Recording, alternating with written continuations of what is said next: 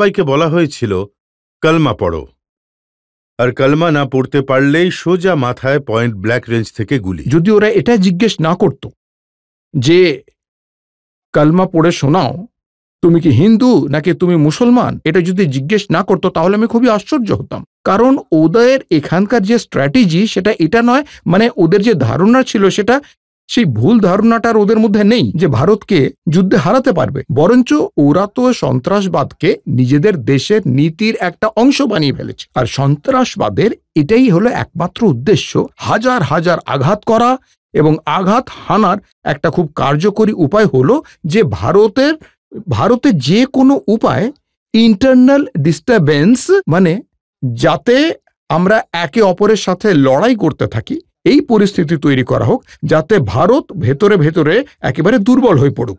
ইসলামের নামে, ধর্মের নামে ওরা নিজেদের দেশ তৈরি করেছে। সেই দেশ 25 বছরও একসাথে থাকতে পারেনি। তাই এই যে পাকিস্তানের যে দৃষ্টিভঙ্গি ছিল, সেটা ওদের ব্যর্থতা ছিল নাকি ইসলামের ব্যর্থতা ছিল, এই একটা প্রশ্ন আমি নিজেকে করছি। তখন ওরা শুধুমাত্র অর্ধেক দেশই হাতছাড়া করেনি, 90,000-এরও বেশি পাকিস্তানিদের আমরা খাঁচায় বন্ধ করে নিয়ে এসেছিলাম, যাদের সিমলা অ্যাকর্ডের পর মুক্ত করা হয়েছিল।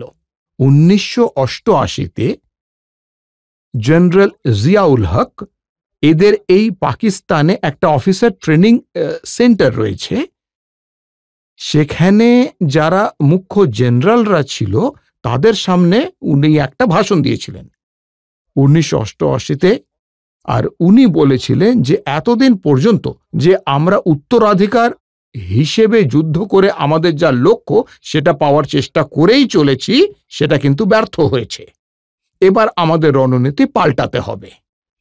আর এটা আমি আপনাকে একদমই, মানে ইন্টারনেটে এটা পাওয়াও যায়, যে কোনো জায়গা থেকে আপনি বার করতে পারেন।